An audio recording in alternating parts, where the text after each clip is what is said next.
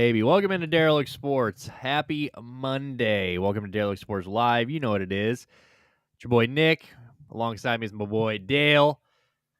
Happy Monday. Hope you guys had a great weekend coming off the Super Bowl. Congratulations to the Super Bowl champion Philadelphia Eagles for putting their entire foot and leg into the Chiefs' ass last night. That was sick, so we'll talk about that. Hope you guys had a great weekend. We got a lot to talk about for the next 2 hours. We had a big Mark Williams trade that was rescinded last week, so we'll talk about that over the weekend. We had Luka making his debut in about an hour and a half from now, so we'll talk about that. And then most of the time we're going to spend talking about the Super Bowl, recapping the Super Bowl. So hope you guys had a good weekend. Happy Monday. Hope you get a good Monday. Hopefully it's a little warmer where you are than it is where I am, and definitely warmer than where Dale's at, because it's cold as balls.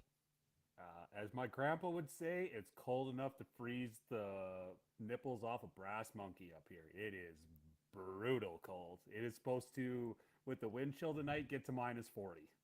Yeah, that's fucked. It So is. You are correct. I make jokes that it's why when it gets this brutally cold, it fucking blows. There's no ifs, ands, or buts. yeah, there's really no joking around. It just sucks dick.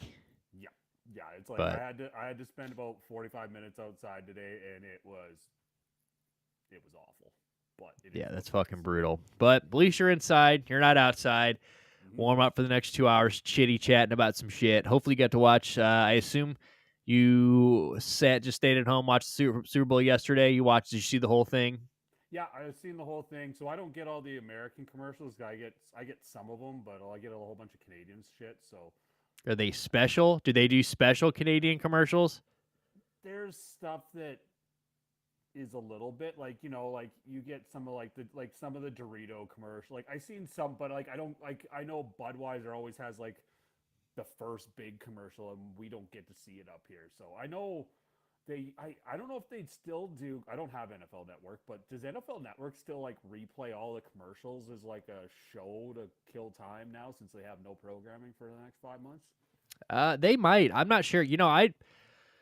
I quit giving a fuck about the commercials, to be honest with you. I didn't pay much attention to most of them yesterday. I did see the Budweiser one. Budweiser one was whatever. I mean, it was cool. It was the Budweiser one, but it didn't seem. I looked at Shan when it was on, and I'm like, damn, that didn't seem nearly as cool as it usually is, huh? And she was like, yeah, I don't know. So, the commercials were whatever. I didn't really pay too much attention to that yesterday.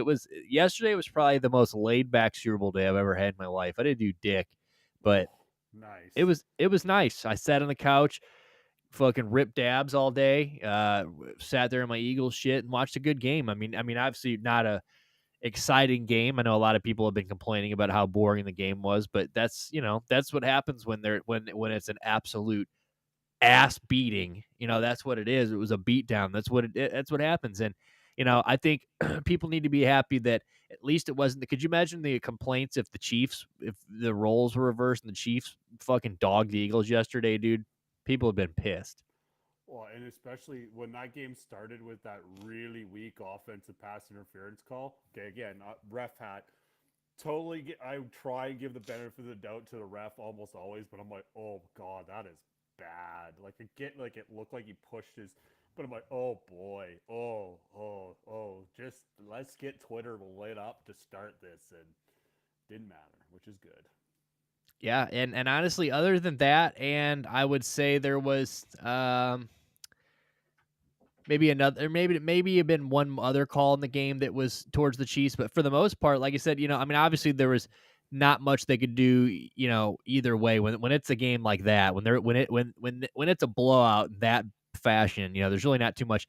The refs could obviously still have an impact, but at that point, but it's kind of just there's not much you can do. But even then, so it seemed that kind of the whistle, like we said last week, kind of did turn the Eagles. They started kind of getting the favorable calls yesterday, and I thought it was bold of DeAndre Hopkins. He gets after the game and he's like, talking about all the flimsy calls and shit. And he's like, "Y'all going to report on that?" And it's like, chill, you know. That's a bitter, and Hopkins is like my boy from from like all those Texan days. Um, that's just a man that's had his heart broken, and somebody puts a mic. That's kind of the unfortunate part of sports is like in this dude's lowest, like probably one of his lowest moments of his life, puts a microphone in his face, and Yeah, that's no, how it's it. Which it is what it is, definitely the right? worst thing in the world having to lose the Super Bowl like that's something you've worked your entire life to do, and then you get there and lose, and then right after you lose, you get back to the locker room, you've got fucking reporters in there, you know, Yeah. sticking microphones in your face. But I am happy for it was cool to see DeAndre Hopkins finally playing a Super Bowl. It sucks that I mean. It's so weird seeing him in an offense that he's really not the focal point in anymore. It's kind of strange, but shout out to him for wearing the coat. Did you see him wear the coat yesterday, the mink coat? Yes, that was awesome. That Yeah, was really that was cool. pretty sick. So shout out to fucking uh, DeAndre Hopkins and the mink coat. What a cool story that is too. Like, Because you said it was his dad's, and his dad passed away, and his dad told him you either wear it when you go to a Super Bowl or the day you get married, correct? or the Or day you something get like that. married, right? Yeah, something So like that's whatever such a came cool first, story. Such a cool story. Like, and it's a sick fucking coat. yeah, good job, Mr. Mink, Hopkins. Yeah, mink. there's some minks that don't have lives up here when it's 40 below that are keeping him warm, but it's sharp. Dude, that motherfucker. Yeah, he is. But shout out to D Hop, dude. Always been a pretty stand up guy. Losing his dad early, he's always been cool. So how he's got the blind mom. If people don't know that, he's got a mom that's blind, and she's always like front row at these games that he's in, and he always run anytime he scores a touchdown when she's there. He runs over to the stands and hands her the football. So it's a pretty cool thing. He's always had a pretty cool thing with his mom, and and then to finally have the moment for his dad was pretty cool. Obviously didn't go his way, but super dope that he got to do that. But yeah, that was. So before we get into like the juicy details of the game and the stats and all the bullshit, just right off the bat, what did you think? What did you come away from that game? How would you describe that game? Like, summarize what you thought of that game. Like, obviously, like just It was shocking how bad Kansas City's offensive line looked. Like shocking. Like, did I think that the Eagles were going to get pressure on him? Yes. Did I think they were going to get that kind of pressure on him? Absolutely not. so it was funny. CJ Gardner, who talks all the shit in the world, got to be like one of the mouthiest guys in the world. Which is funny today. Today he I think he put a picture up of either I don't know what the picture. I didn't see the actual post, but I did see that he like put up a thing. He posted a story and said, I think it might have been him standing next to Jim, and Travis Kelsey in the game. And he said, you should have stayed with the thick shit because, he used to be with that black chick back in the day. And now he's with Taylor Swift. And everybody says, damn, dude, Oh, he's going home to clap bones. that is outstanding. Nice. Oh, so the fact that he was bold enough to go on Twitter or Instagram and make his story and put "you should have stayed with the thick shit" is so funny. But he retweeted a tweet from 2 years ago when they lost the Super Bowl. So CJ was with the Eagles when they lost a couple years ago. Right after the game, he tweeted, would love to run that game back on real grass instead of turf because that D line eats that O line. And that was all he put. And everybody obviously, salty bitch, everybody got on him. And, you're going to get that reaction because you seem salty.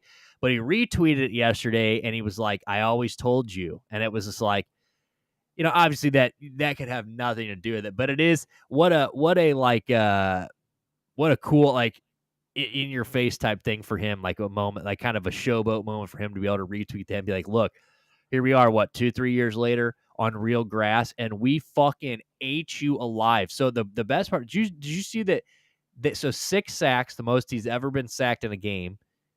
Maybe it was a playoff game, but it was one of the two. He's the most he's ever been sacked in either a playoff, whatever. They blitz 0 times. That's the scary part.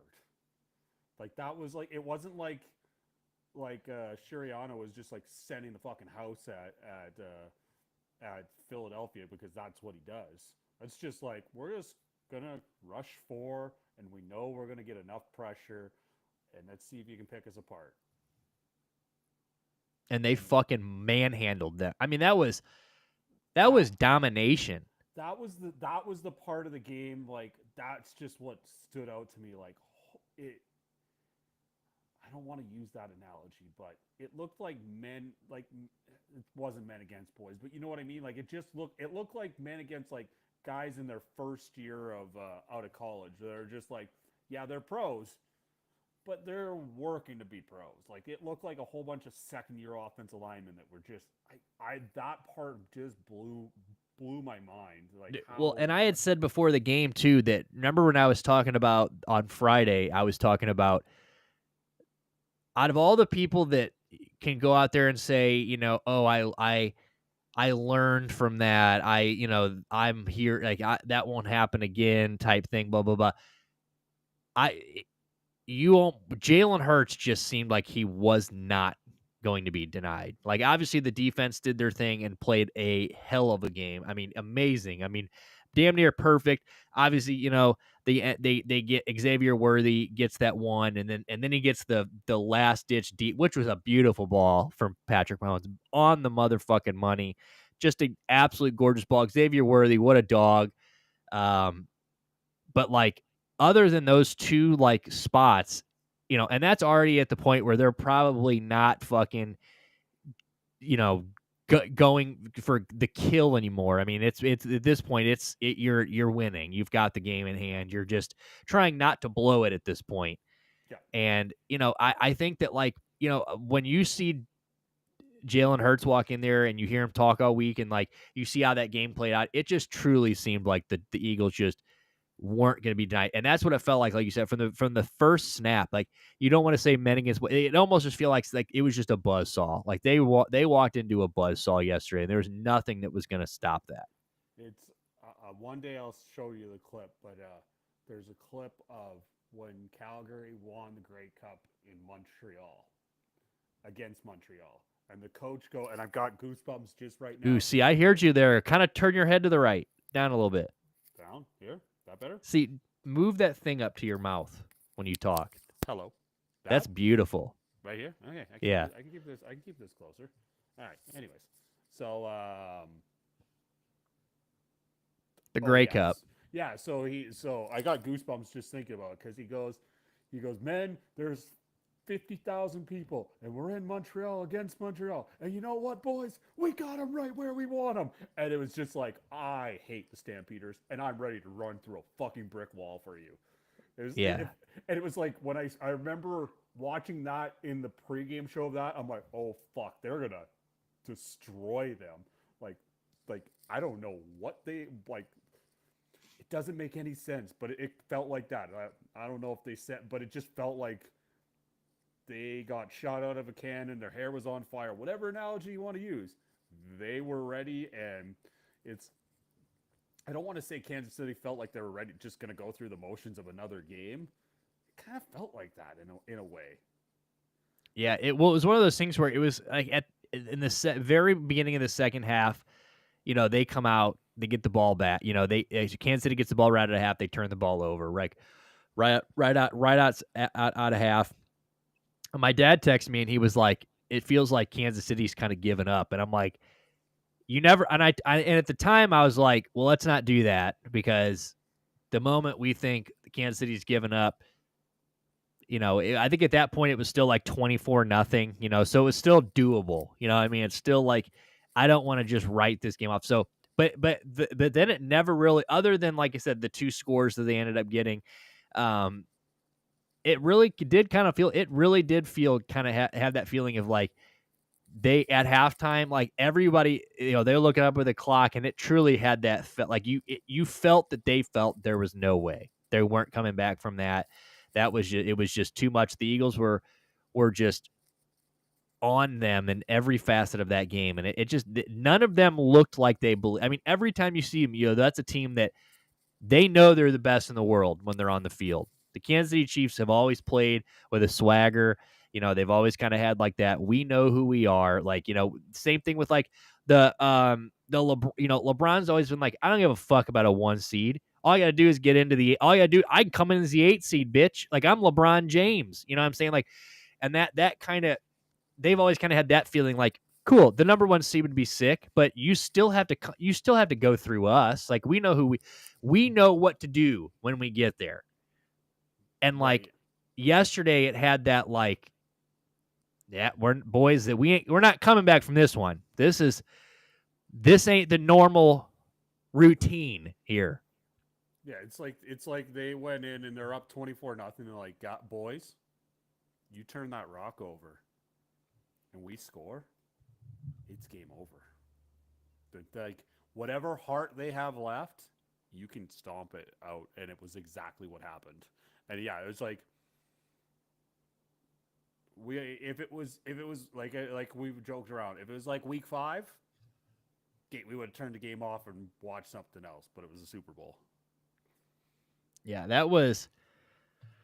I don't know. I mean, as an Eagles fan, I mean, obviously, Browns first, but as an Eagles fan, secondary team, I'm very, very. It was beautiful. Like, so Yiddy texted me this morning, and he was like, "Yo, like, what'd you think about the game?" And I was like, because he was like, it was dead ass boring to me, and I'm like, yeah, no, I get it. I'm like, from an entertainment standpoint, like that probably wasn't that good of a game. It wasn't a fun game to watch, but Mm-hmm.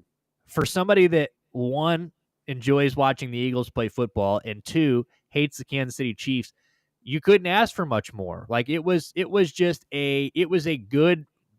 Thank God it was boring for the right reasons. Like I said, a Right. lot of people, we all would have been miserable if that would have been the Kansas City Chiefs just stomping the dog shit out of the Eagles from start to go yesterday, dude, on their way to a three-peat.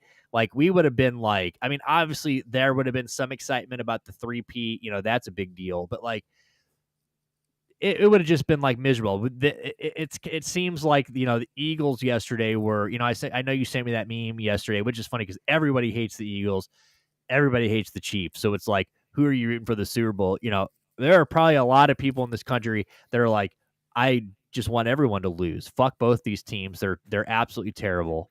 my my best friend and the Hay kid both cracked the same joke. He's like, you know, it wouldn't be a bad thing if a meteor hit New Orleans and hit the Superdome today. And I'm like, you're you're my child and one of my best friends, and you both said the same fucking thing. Wonderful. Disgusting. But Yep. it's true. A lot of people fucking did not want, those are two teams that everyone fucking hates. I did think it was funny that everybody's like, every year you get the same crowd of people like, well, I'm not watching the fucking Super Bowl. One, yes, you are. Two, like, stop the bullshit. It came out today, just like an hour ago, and I'm sure this happens every couple years, but this year was again the most watched Super Bowl of all time. They peaked at like 135 million watchers at one point. So football is fun. Didn't we talk about football being king that one time? Didn't we talk about football being the one that Oh, just yeah. At Christmas, where LeBron was trying to remind everybody that Christmas is the NBA's day, and yeah, it's the like, nah, NBA's. the NFL just has decided that we're gonna like they had Wednesday. They made 4 teams play 3 games in 11 days to make sure that they They could made have their this. baby boys Golden State just play till they died in that stretch. Yeah, exactly. It's like all right. So we're gonna make sure we have the NFC North rematch on Christmas, or like an NFC North teams, and Houston is kind of cool, and we'll make Patrick Mahomes. It's like, oh, by the way, guys, you're gonna play Sunday, then you're gonna play Saturday, and then you're gonna play Wednesday because we need the ratings on Christmas to remind the NBA that they are the second best sport Dude, in the the United NFL States. literally said, "Hey, I kind of like this day. We think we'll take it."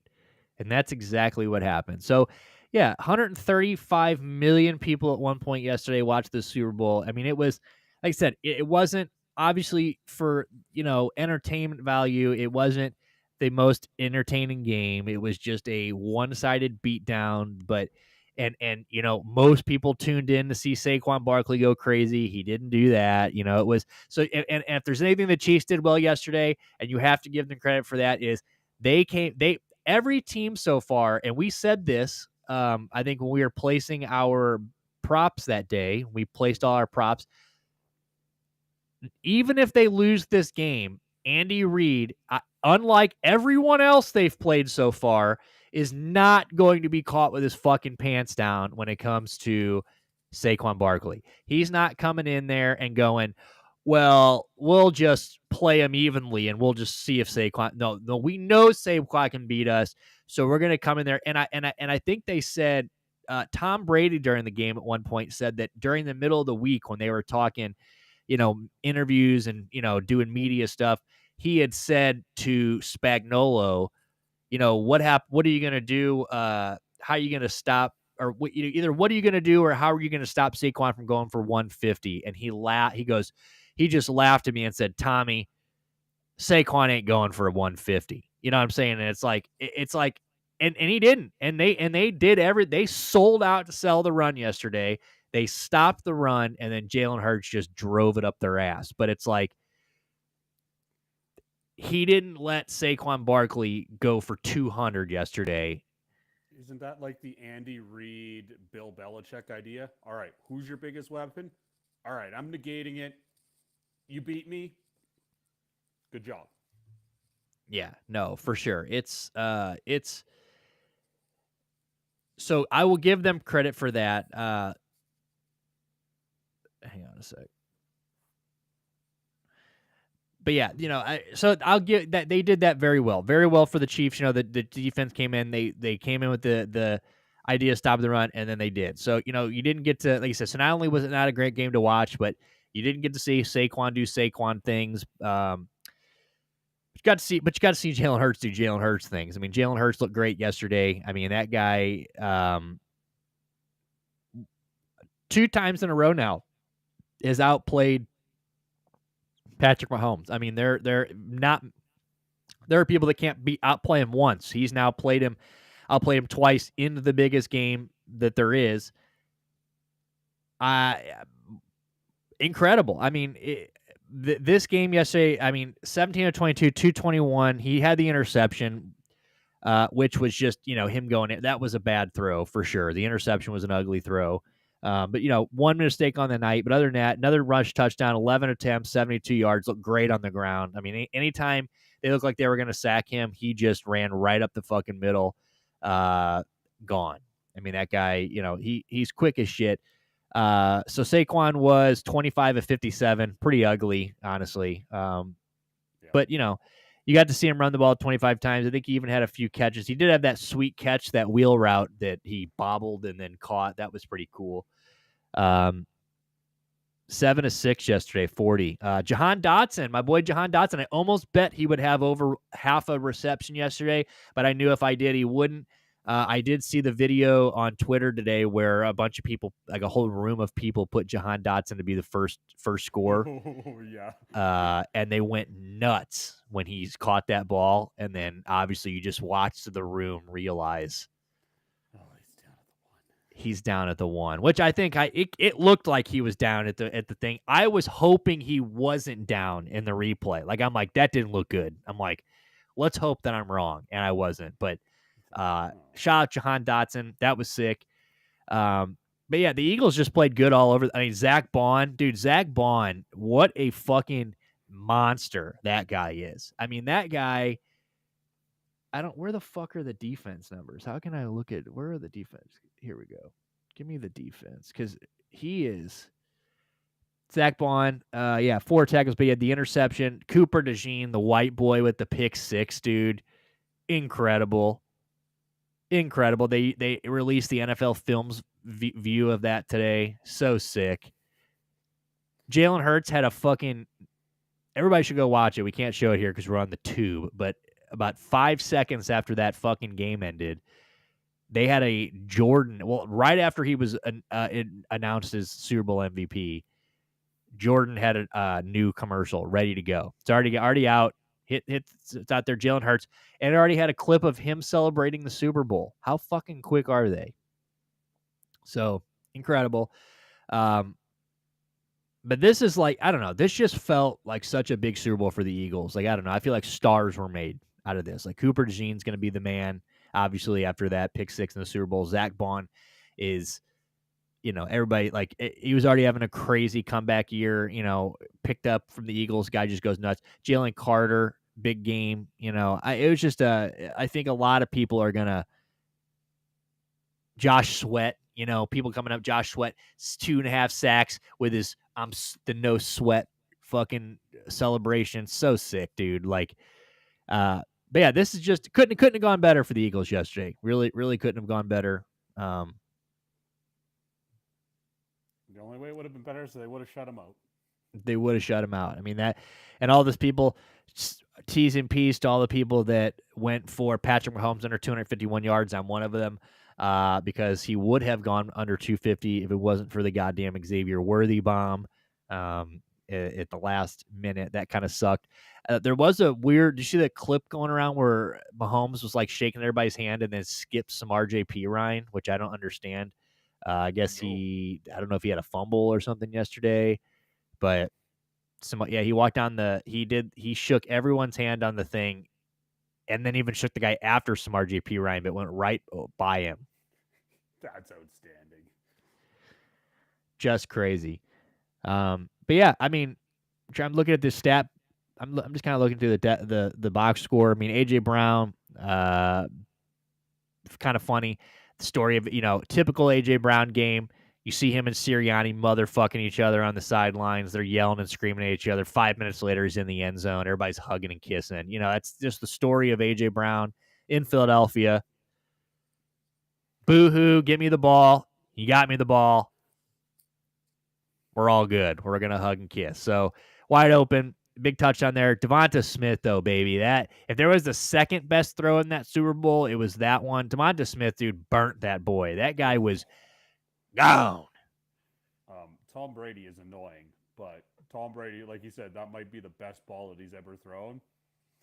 It's probably pretty damn close. That ball was just like you couldn't take the still and put the ball in any more perfect place than what he did. Dude, and it was one of those balls. It was one of those plays too, where like before he even left the vision, because they're following the quarterback, like before the receiver and cornerback like went off screen, you already saw the separation. Like you saw that half step, and you're just like, oh no, throw the fucking ball deep. Like this is like, if this is accurate, it's gone. And sure as shit, dude, right on the fucking money. It was a beautiful ball. I mean, it was pretty fucking sick all around. Dude, who would have thought in a million years you'd have thought or saw Super Bowl champion Kenny Pickett play football yesterday? Yeah, I seen you tweet that. I was like, that's awesome. And good. And you know what? Good on the Eagles for like taking Hurts out. Kenny Pickett had to help that team keep. Because Washington was trying to get that division. Yeah. Like they kind of were comfortably and they were still trying to fight to get the 1 seed too. And Kenny Pickett kept that team above water. Because if they would have had to play, I don't think they would have to play the Rams on the road, but it could have got away from them, and they could have been, they could have been Washington and had to play those road games. Yeah, no, absolutely. I mean, it was very cool to see that, and it's all year you've kind of seen that from the Eagles. You've seen, there was that clip a couple times in the year where, earlier in the year where they were telling Saquon, you're 10 yards from your career high or whatever. Do you want it? And he's like, no. Let the young guys eat. Like he took himself out of the game, didn't go in there. The last week of the season, he accepts he sits, he, doesn't go after the record. He's letting other guys get the thing, and then it's cool that, you see, like you said, they realize that, Kenny, kept him above water. So you got to see Gainwell and Kenny, Kenny Gainwell and Kenny Pickett. Both of them, come in. You got to see a lot of the backups that last into the fourth quarter, and it was cool to see that. So, who was their rookie running back? I can't remember if it was in the playoff game. He scored a touchdown, and fucking Saquon Barkley was like already on the field even before he crossed the goal line, ready to celebrate with him. Like that's a teammate, man. Like, yeah, he's obviously the horse, but he knows like that's gonna like that guy's. We need that guy to spell me off, and what if I get hurt? And it's like that team. It's really funny because you think last year when they like started off 11-0 and then they fucking fell apart. Like They went from Super Bowl to a team that was like ready to be a Super Bowl to fucking completely fell apart to winning a Super Bowl. It's really interesting. I wonder if Jason Kelsey is regretting retiring. I thought about that like somewhere in the fourth quarter, and I was like, man, like it's too bad he didn't get that. Because, like, dude, they all wanted him to come back, and they were like, because I remember, like, he retired, and then they signed Saquon, and I remember him being like, yeah, I'd be lying if I said I was, you could tell he wanted to be in there, and it was like, and I remember Saquon being like, well, it's not too late, and it's like, dude, if he just would, and I know that, it's a lot of shoulda, coulda, woulda, what ifs, but like, he could have he just seems like the kind of guy that had another year, like I know that, I'm glad that I would 100 out of 100 times I'd rather a player retire a year early rather than a year too late. 100%. I would rather him be able to go do these cheesy night shows, whatever the fuck he wants to do. Like, he can have his wife and family and walk around and do his things and live life. Like, I'm happy he could do that. But it's like, damn, I would have loved to have seen Jason Kelsey, brother against brother. Then they end their careers like 1-1 against each other in the Super Bowl. I don't know. Yeah. It just, fuck, man. That kind of sucked not having old Jason here yesterday for sure. That's the yeah. That would have been great, but that is what it is, right? The shitty part of it all. Did you see him boo Taylor Swift when they showed her yesterday? Oh yeah, and she's all, what are they doing? Dude, she didn't know what the fuck happened. That's probably the first time in her life that she has had a negative response. She has never been booed in her life. I can guarantee it. Guarantee. And then probably 50,000 of the 70,000 people booed her. It's not quite your crowd, Taylor. And she's sitting next to Ice Spice, which a lot of people don't like either. And it's just like, oops. All right, can I ask you? Can we put on your old streaming thing and I ask you about the halftime show? Because this is way more in your wheelhouse than me. So Yeah, no, we were gonna get that. So I was gonna. So front office, we can swing back to it. wait? So let's wait for that Yeah. because Okay, he's going to be. He said he's 20 minutes out, and that was 18 minutes ago. Okay, cool. Yeah. So we'll see. Because if you're talking, he's the real Kendrick Lamar fan. Okay. I'm just a hip hop fan. I just like hip hop. Like I wouldn't even, we've had this. I love Kendrick Lamar, not one of my top 10 favorite rappers or anything. Like he's probably top 3 favorite. Like that's front office is a big Kendrick guy. So we'll wait for that. But I liked it. I'm excited to talk about that for sure. But I mean, so did anything else stick out to you in this? I mean, I saw you. I sent you that bet too. I mean, I sent you that thing where Butker never got to kick an extra point. That guy just obviously that guy's got fuck you money, right? I mean, he doesn't care. I mean, that anybody putting $2,000 on to make $100 on Harrison Butker kicking one extra point, it's like you got a problem. You got a problem, but it loses, and it's just like. That would be one of those bets that even if I had like $1 billion, that would be like that 2,000 would feel like 2 billion almost, just because it's like you didn't even have like what a dumb fucking bet. Because it's in their mind it's the closest thing to free money. A friend of mine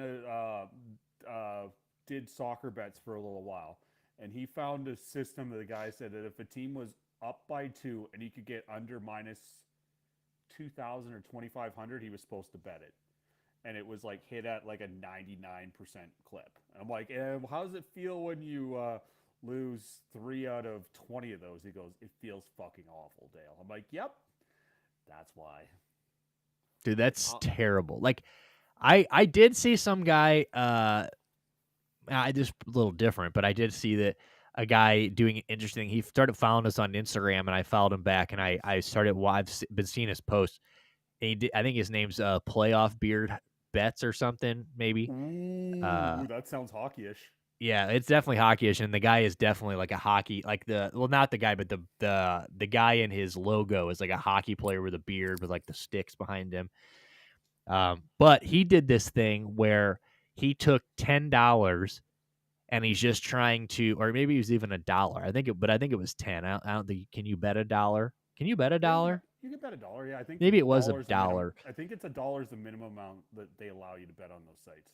Well, it was either $1 or $10, but he started at 1, the first bet, and he's making like good bets. Like he's not going for like crazy upsets. Like he's going for like the safest bet. He one of like the safest bet that day, every day, and he's trying to turn that like 1 into like 1,000.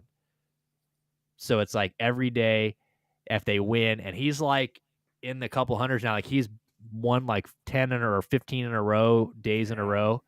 But it's like he's just every day he takes that money and just rolls it into another one, and he's trying to make. And I'm like, that's a pretty cool fucking idea. And the fact that he's like winning, like right now, like if we would have been doing this the last 2 weeks, I would have flown to Alberta and killed both of us. Because like we would have, well, wouldn't have. We would have both been homeless. I wouldn't have had any money to get to you. We would have been homeless. But would have hitchhiked and meet each other in South Dakota. Yeah, dude. Yeah. Well, I would have been like, they'd be like, where are you going? I'm like, the ice wall. I'm like, just drop me off at the fucking ice wall, dude. That's where we're going. So I would, but I think that's a cool thing. I think like if we should, that's something that maybe we could do. Like maybe when baseball comes, we've got games every fucking day. We just start like every day we pick a baseball matchup and put. Yep. Dude. See if we can turn a dollar into 100 for fun. Yeah, and it might even have been a dollar into 100. It was either a dollar into 100 or 10 into 1,000. But it was just a cool idea. And like obviously he's doing all his other bets, but it was like that was their daily thing. I'm like, that's pretty cool. I think that would be a fun like project to see if we could like. It would be frustrating because you would probably get it to $25 and then fuck it up. But it would also be fun to like hit it. Oh, and then just be like, yeah, hey, by the way, guys, we made something into 100 units by only risking 1. Well, I was trying to see. I was gonna bring up our. Oh yeah, so it is. I want to see what our yesterday. I clicked yesterday. I wanted to go through our February 10th. No, we want. It was yesterday, fucko, not today. It was profitable. It was good. Too bad Mahomes doesn't likes to slide and be a little pussy. But 8 yards, yeah. I didn't bet the longest one because it wouldn't let me put it in the parlay. I'm mad because I forgot to put in the defensive touchdown because that would have been like 3 or 4 to 1. But that's on me. God, action is such dog shit. I want to see. So I'll tell you. So yesterday we had a big boy card that obviously ended up not hitting because if it did, we probably would have taken tonight off and I would be trying to set up a cocaine connect and I would start charter flights, but it didn't happen. Yesterday, we did do. Let me read these props to you because we did hit some. We did hit some of those. We went 4-3, I believe. 4-3. So yesterday we had 3, 6. Yeah, we had 7 props yesterday. We had the ones we hit.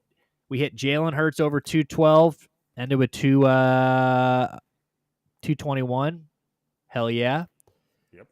We had Kareem Hunt under 43.5. Auto bet that. That motherfucker. They couldn't rush dick yesterday. They only ran the ball 11 times total. Yeah, I know that was a really good bet. Did Pacheco go under the 19? I believe he did as well, right? Pacheco went 3 of 7, and one of it, and his one, and he had 3 of 7, and one his longest run was 6. So that means that he had 1 yard in his next 2. They had, I'm trying to add this up, 25 plus 9 plus 8 plus 7. So they had 49 yards of rushing yesterday. Wow. Between 4 guys. Just ass. Mahomes, we did do the longest run on here. 10.5. His longest was 8. I think he slid to it. I remember watching. I'm like, oh, fuck. I was taking a piss when it happened. I remember I pinched my piss off because I was like, I heard them say he took off, but the way anytime they run, all of them just start jerking off. They're like, oh, like, oh, he's just doing superhuman shit. Oh, and then he's like, Mahomes down for 3 yards. You're like, what the fuck? If you're in the other room, you thought he just ran 2 football fields. Turned out he just 2nd and 8. So I pinched a piss off, came out 8 yards, watched him slide. That pissed me off. We had DeAndre Hopkins over 11.5, ended with 18. Should have had more, but he dropped a wide open fucking crossing route, which I'm not gonna lie. When that hit his hands, I'm like, he ain't getting another one.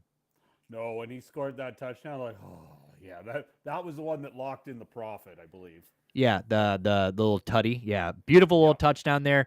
You know, DeAndre Hopkins can catch the impossible ones, can't catch the ones that hit him right in the goddamn hands. But like I said, happy got to play. The mink coat was sick. Jalen Hurts, anytime touchdown, money. And then these were 2 that so Travis Kelce, anytime touchdown, did not hit. Travis Kelce didn't do fuck yesterday. I mean, 6 of 4, 39 yards, washed, and one super fucking questionable outfit. Looked retarded yesterday.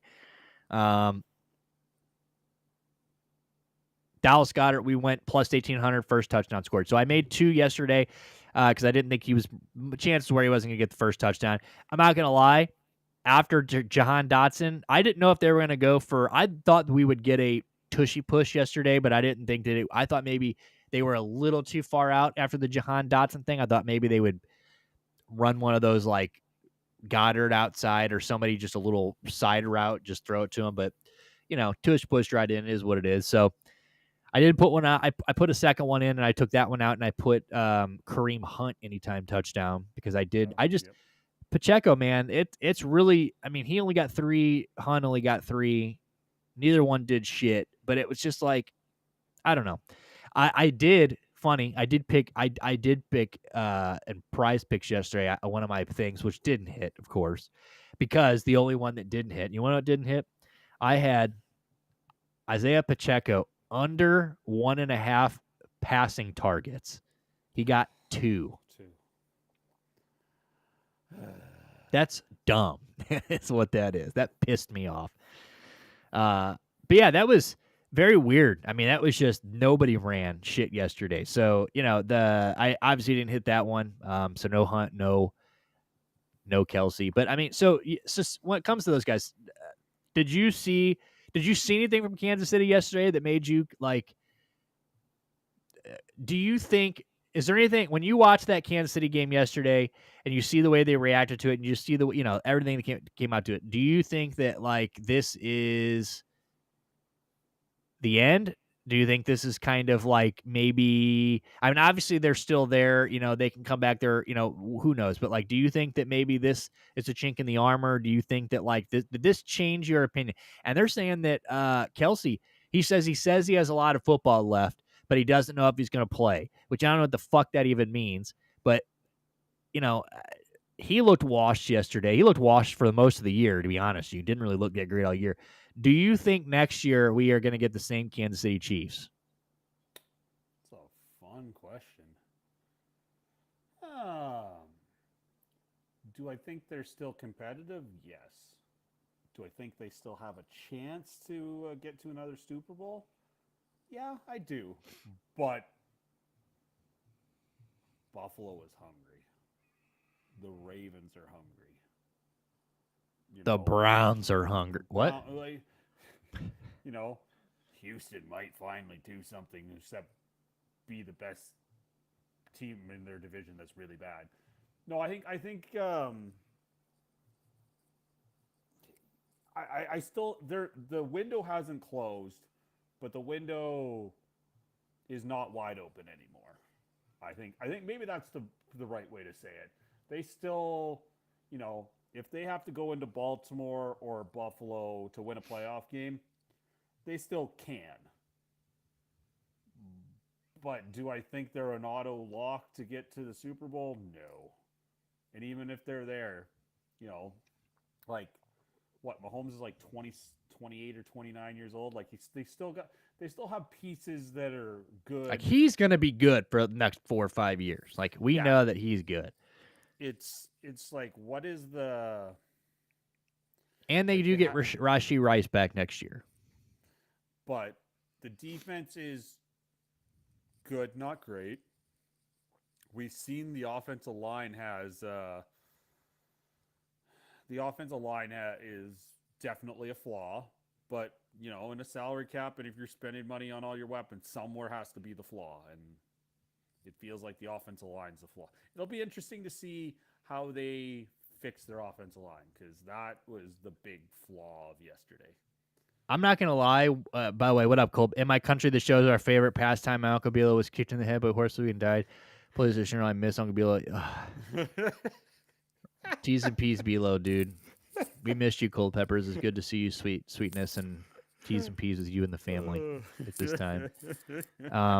But yesterday in like the second half, Mahomes got absolutely destroyed on one where he fumbled the ball, and that was when Jalen Carter hit him with the two hands to the face, and everybody thought that they were going to get the Eagles on that, even though they would have kept the ball because it came after the fumble. But then it turned out it was like a holding or something on like it that hit the noise that hit made and the sound it made and just the way I have not seen Patrick Mahomes get hit like that in, I mean, it's probably been a year. I don't know if I've ever seen Patrick Mahomes get hit like that. And it felt right then and there like things might be different now. This might be when he got up, it just felt like the world was different from when he went down.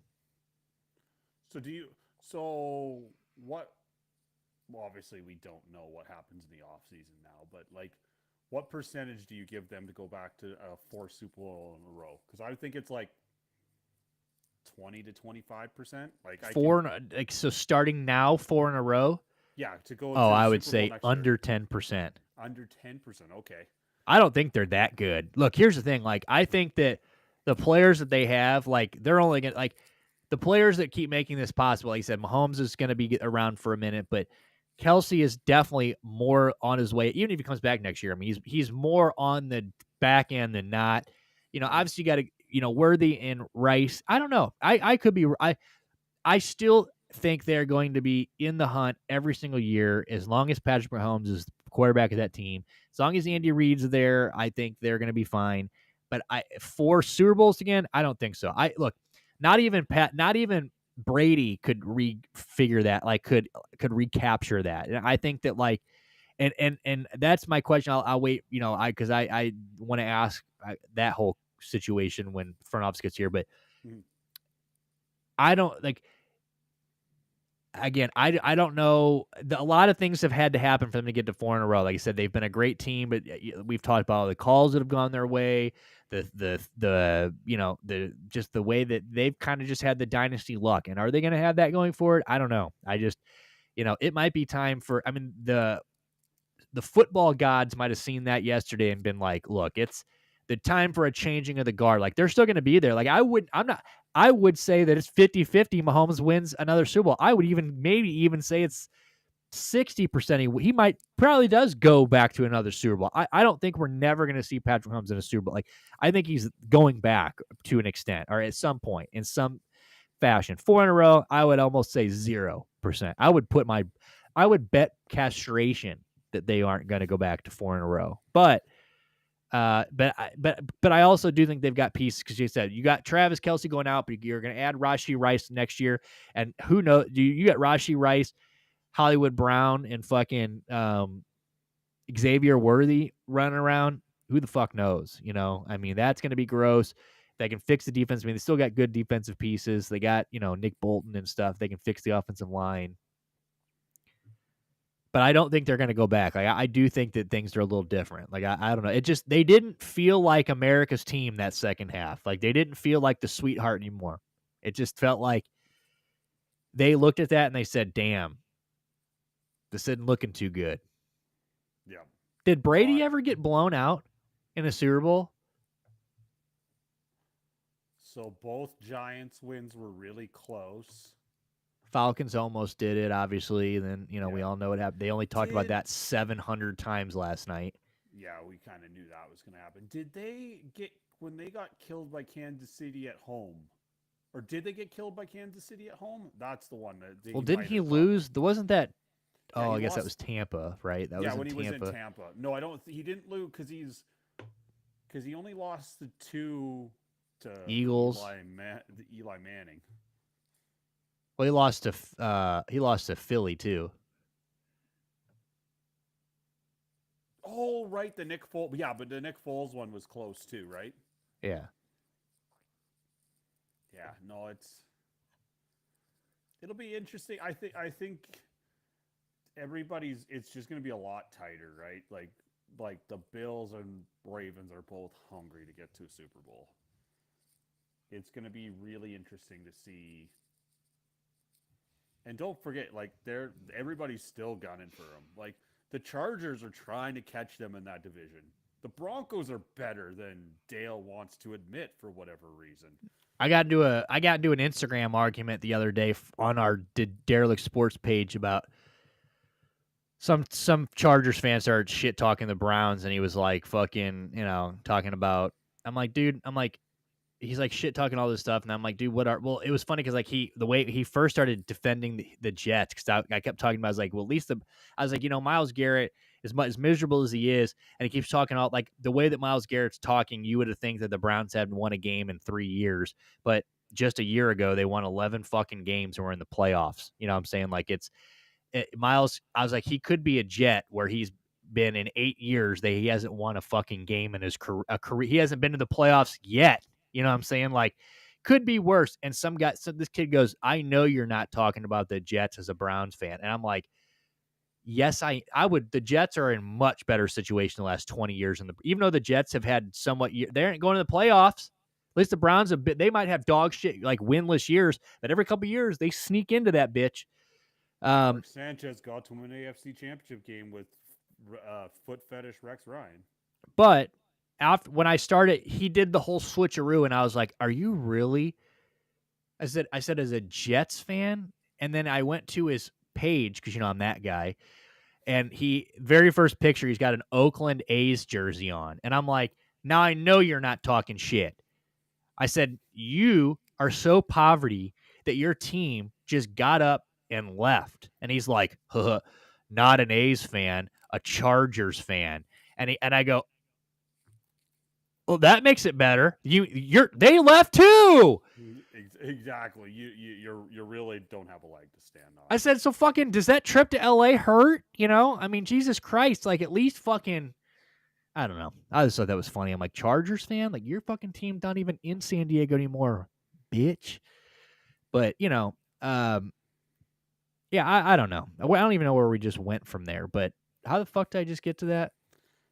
That's the best part of Derelict Sports. Sometimes Who knows? How we get there. But yeah, next year, I don't know. We'll see what happens with the Chiefs. I definitely think that they're going to be competitive. I mean, they're not.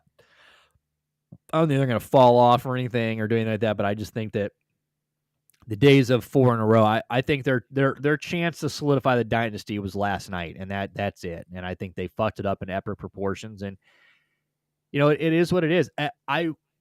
You said that you keep saying the Bills and the Ravens are going to be hungry next year. A lot of conversation I've saw in the playoffs about this, and I would like to know if you had to start tomorrow picking a quarterback right now, starting a team, would you pick Lamar Jackson or would you pick Jalen Hurts?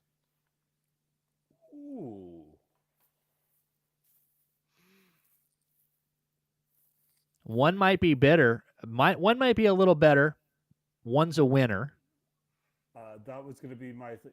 If you want a better athlete and more upside, it's Lamar Jackson.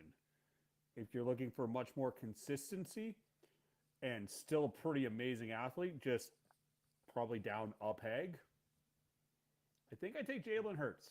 I think I would take Jalen Hurts.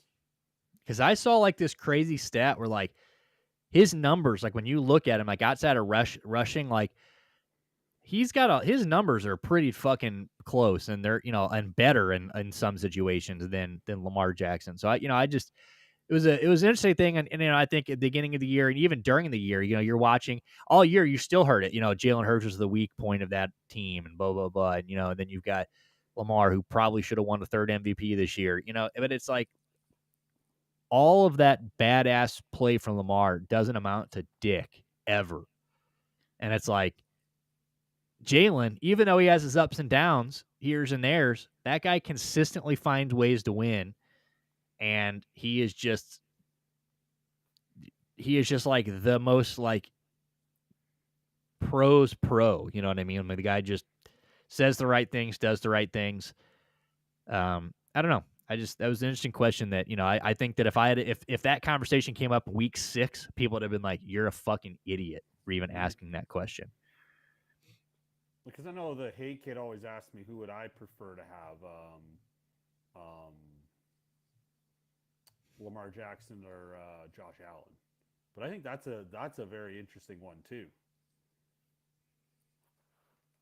Yeah, I think I would take Hurts. I think it's close. I think it's just your preference. If you want more upside and yeah, if you want more upside athletic in that, you probably want Lamar. If you're more, I'm probably more of the safer, consistent, and want more of this than the ebbs and flows. Yeah, because with the epic flows comes with fucking epic not woes either.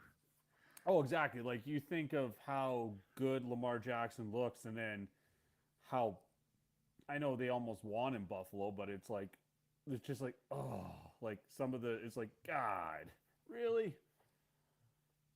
Yeah, it's interesting. Yeah, well, it was, like I said, it was everything I ever wanted out of an Eagles Super Bowl. I'll tell you that. I mean, that was cool. The game was cool. I thought, it was the vibes are pretty. It seemed like there was a lot of Eagles fans there. It definitely seemed like the world was over Kansas City yesterday. It definitely felt like that, like the booing of Taylor Swift and the Eagles chants. I mean, it just felt like, I don't know. Maybe the Eagles are the fucking new, the new dynasty. I think it's crazy that, look, Nick Sirianni all year, like, hate or love that guy. That guy again all year, even this year, like, if he loses, if they don't make the Super Bowl or whatever, should he be fired? I'm like, that guy has been a head coach for 4 years and he's been to the Super Bowl twice. Like, I don't. He could be the biggest cocksucker on planet Earth, and I don't think it matters. Like, he's obviously knows what he's doing. Like, and he's a good coach. I think that Nick Sirianni, man, I think he kind of silenced some shit last night too. I think that was good for him because he gets a lot of hate and admittedly for me too. I think he leaves points on he gets questionable sometimes, but he does some questionable shit. But shout out to him, dude, going in there and getting his lick back. I mean, it'd have been an awful story for those guys if they lost again. Sirianni 0-2, Jalen Hurts 0-2 against Mahomes and the machine, dude. No, it's definitely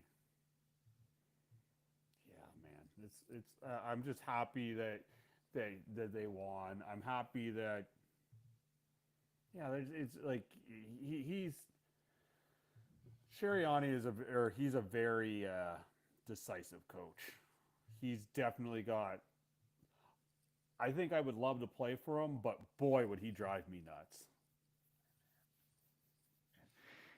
Yeah, no, I agree. I mean, I definitely think, sorry, I was trying to do math in my head. So we got Porzingis under 30.5 points, rebound, and assists.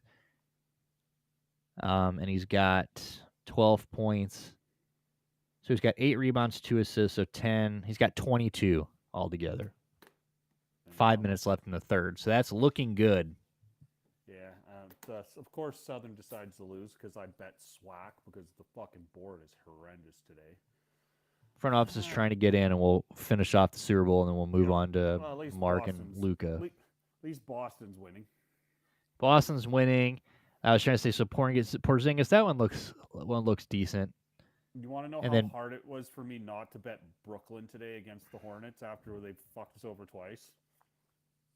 Yeah, well, yeah. I figured you would get, oh my God, it's 66-54 at the end of the third quarter. What is this, 1985 basketball? I love it. What is? The Brooklyn's up 70-57 at the end of the third quarter.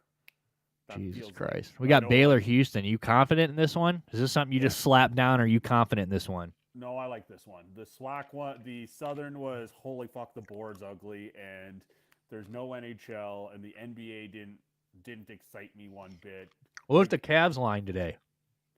9.5 Cavs were 9.5. against Minnesota. Yes, yeah. That Because would have hit.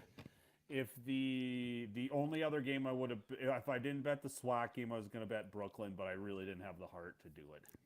I didn't want to sweat another Brooklyn. Cavs are up by 24. They do. Shout out to DeAndre Hunter, too, by the way, making Cavs debut tonight. Started, too, because Max Strus is out. 12 points, 3 of 7, 3 of 4 from 3, 3 of 4 from free throw line. He's got 1 rebound, 1 assist, or one rebound, no assist, 1 steal. So and then, shout out to DeAndre Hunter. Welcome to Cleveland. And then we have the Four Nations thing all starts Wednesday. Wednesday, yes, sir. Yeah, Wednesdays Canada, Sweden. Thursdays Finland, States, and then Saturday. When is the NHL trade deadline? Is that after Four Nations?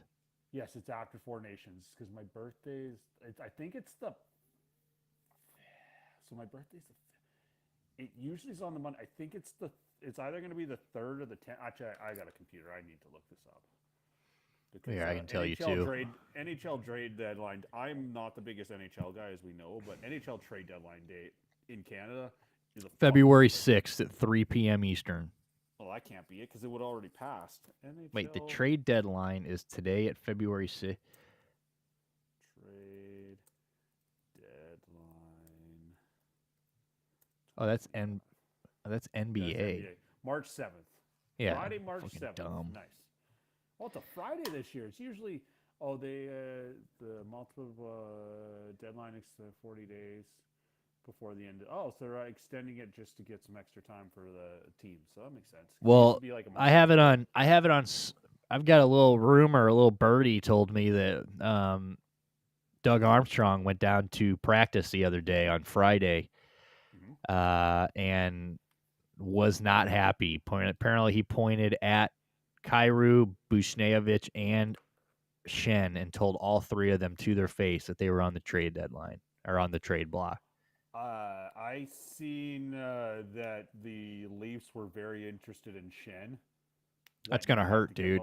That's it's not, but it's like they're gonna ask for a price for Shen because those. What a captain he is, dude. He does it all. He fights, scores, plays defense, and he'll fight the biggest guy. He does not fucking care. Like, dude, Braden Shen's the man. Mm-hmm. I am so happy.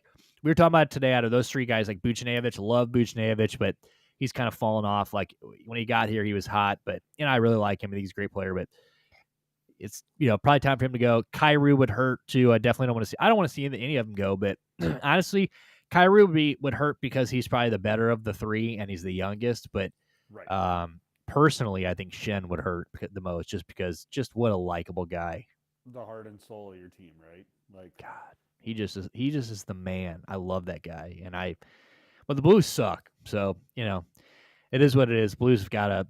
I think that we still somewhat have a chance at the playoffs, but I haven't dived that much into it. But yeah, so I think Saturday night is Canada States. I believe it's in Boston. That should be fun. When? Wednesday? I know Saturday night. Saturday. The Canada States game. I'll pull up the schedule in here in just a second. I just don't want to go into anything yet because I know as soon as I do it, that fuckhead's going to pull in here and it's going to piss me off. Exactly. I'm trying to do you want to talk about my baseball thing for a couple seconds? Well, that's going to do another thing. We're just going right outside the fucking. I want him to hear that too. And I'm trying to stay on. I'm kind of lightly trying to stay football, but it's starting to get hard. Yeah, so here's a $100,000 chain that Saquon bought today. 100 dimes. Wow. Maybe even had it last night. This might have been last night, but still, right after the game, $100K. Look at that bitch. You go blind, you get too close to that motherfucker. Jesus. Like, Ooh, okay, ooh, that's it's cool. Saturday. That's cool, but on the same breath, like I would be petrified of like scratching that or doing anything. Bro, they like don't that. give a fuck. It's crazy. I don't know how they do that. They just don't give a fuck. Look at that. Like that looks like something that you made in your like grade 5 art class, but it's real diamonds. Dude, shout out to Saquon, dude. Like, what a guy. Like, that guy has always done the right shit. And for him to get pissed on by New York, dude, and not even, I mean, the very first year, you couldn't ask for a better first year. 2,000 plus yards, all purpose yards, career high. I think they said it was the most rush yards in NFL history, including playoffs. I mean, like, what a absolute fucking year for this guy, dude. And then to go get that. Man, that's good. Like good on him. Some guys deserve. Like he just went through a lot in New York, and he deserves this ring, and he deserves to get fucking obliterated at the parade tomorrow because Dude, somebody's gonna be. how about a guy who like never could stay healthy and then like he just put it all together this year. And I loved his quote afterwards, where he was like, he had a quote on Instagram. Hold on. Can't tell front. I know you're here, but I can't tell. Are you just not bringing yourself in because you're not ready, or are you just waiting for me to bring you in? Acknowledge us. God, what did he say on Instagram? Hold on. Ooh, ooh. Oh. But he said something about like, I'd wish you all better luck next year, but I'm pretty sure I'll be better. I'll be my best next year or something. Like, it's like, just basically like, yeah, fuck you.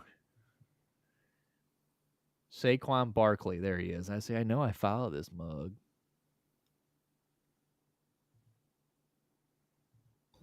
I know I follow this mug. Boys, gentlemen. Jesus Christ, dude. Am I loud? Am I good? Dude, you sound kind of fucked up, honestly. But wait, do I actually sound? No, you sound a little different. But you sound a little different. Is it better different or worse different? Sounds like you're in like a tunnel, but your microphone is your microphone is right here, and it God, see, you should do that, Dale. You sound great when you do that. Yeah, I'm gonna sit here and talk. What about now? Oh, that's better. Way better. Way better. Okay. Yeah, okay. It just sounded like you were like creeping on somebody and just.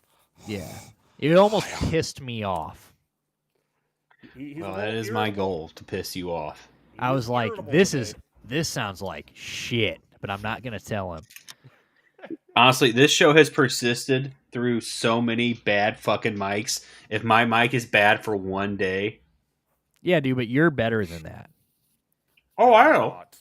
And I'm not. I'm getting to the point where it's like, yeah, you're getting to the point where the excuses they're dwindling for you as well, Dale. But we got off of the computer. We got off the computer. Now we can't hear you. That's the now we just got to get you into a now we've got him headphones because we were doing it without headphones, so you could hear me through the phone, hear him perfect, but you could hear me talking coming through the phone. So it was like Now he's got headphones on. Looks good, sounds good, but it's a little low. So one of these days, everything's gonna be fucking sick, and I know it. One way or another, boys. But what he said was, Dale, before I pull this down, what he said is it's safe to say that I'm going to take the cake for this year. I would say try again next year, but next year will probably be my best year. So Saquon basically said, yeah, I'd tell you guys good luck next year, but my dick is huge. So good luck. That's what Saquon said? That was one of his Instagram posts today, yes.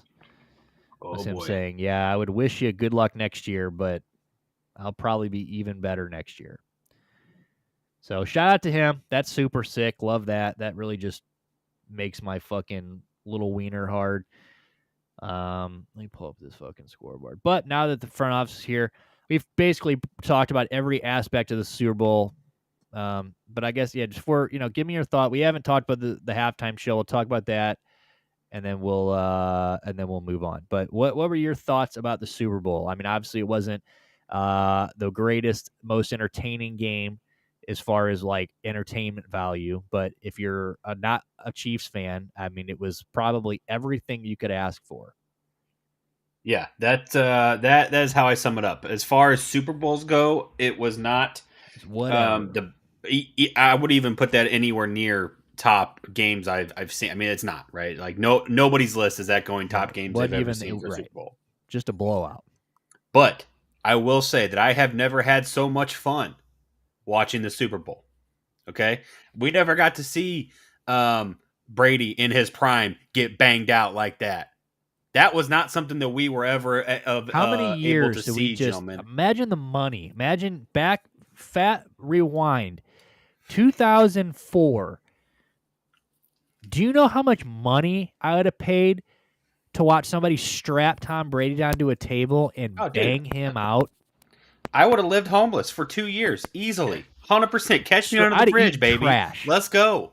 Let's go, dude. You may go dumpster diving to see Tom Brady get fisted like in that. A fucking box. See him borderline on tears as that game's coming to an end. There is no amount Chiefs of money. Fans crying, dude. Our Chiefs players crying on the field. Dude. I love it. Listen, can I tell you what I did last night after the game? Okay, look, the brother left.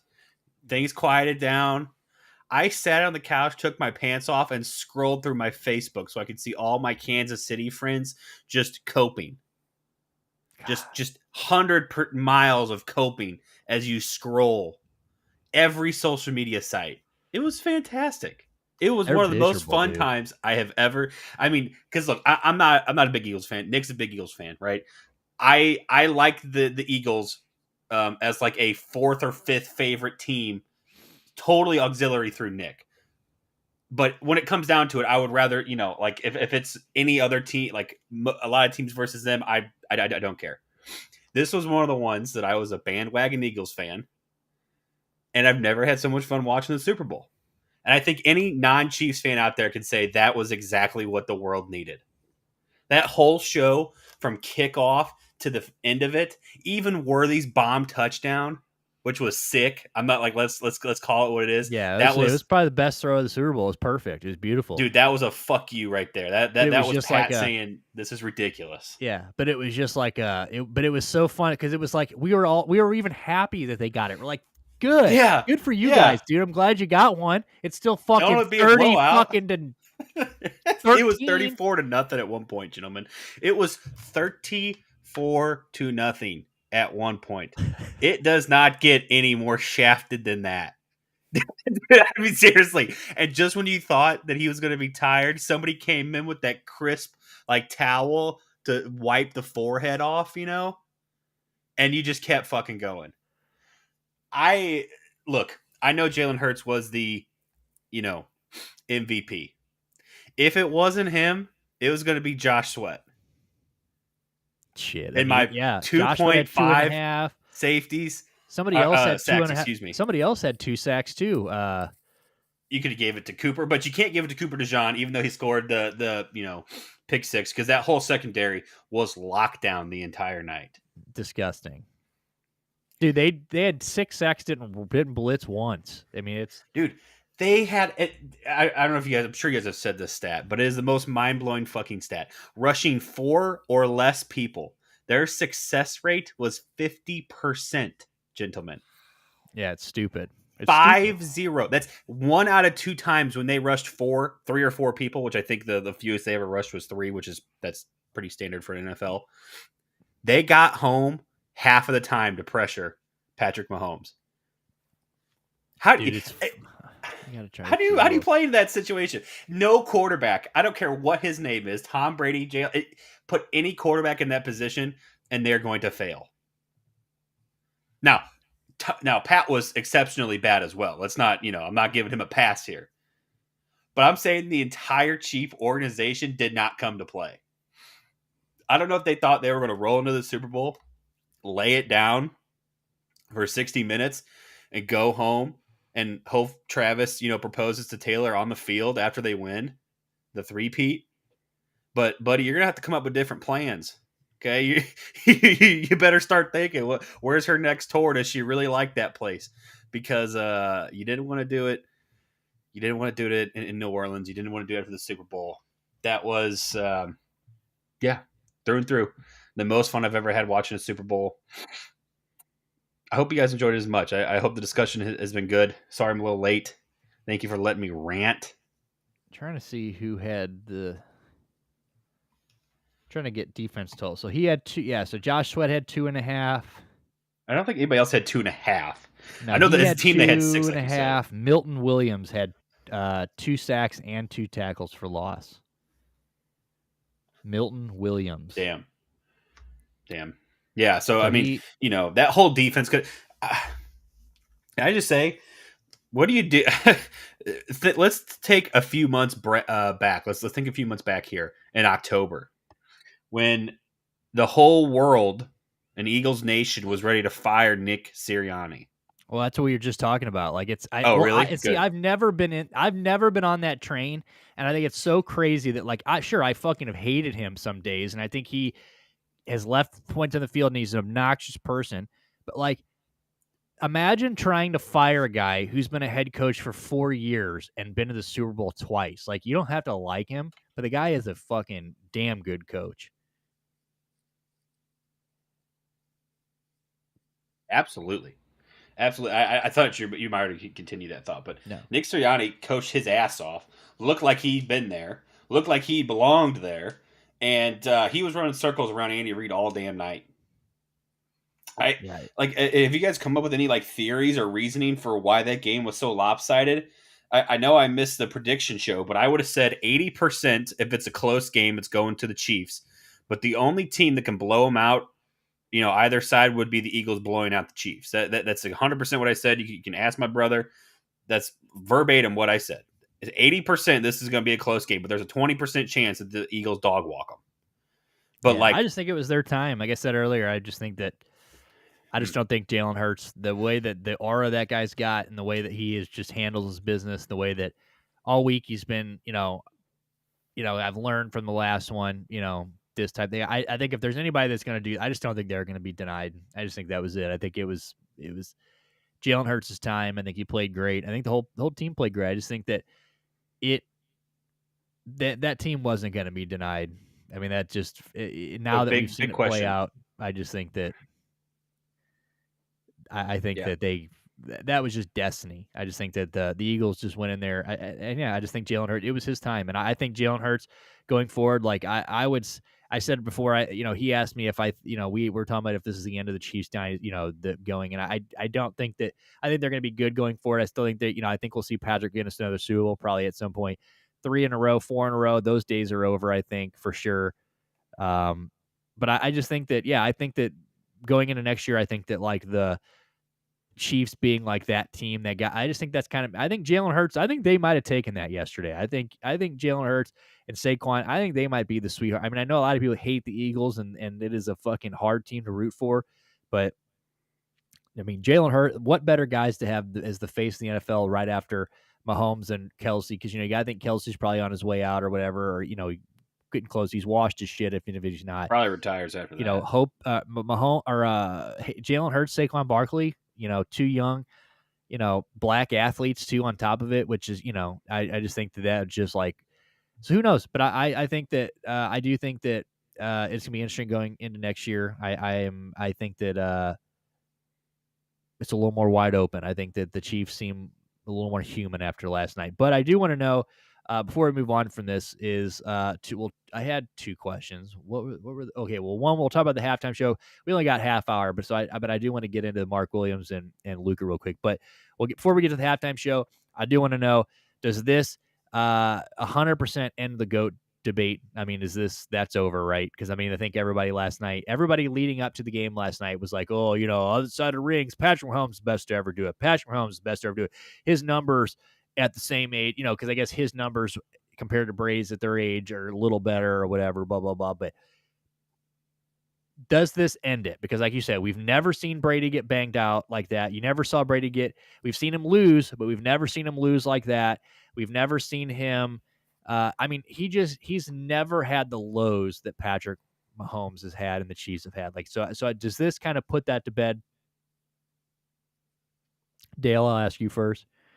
I think so. I think there's still, if he gets to another 3 or 4 Super Bowls, totally different conversation. But as we've said, like, it's going to be hard for, maybe he gets back to 1 or 2 in the rest of his career. Not enough to beat Tom Brady. And I'm not a Tom Brady believer in any way, shape, or form, but I respect the person.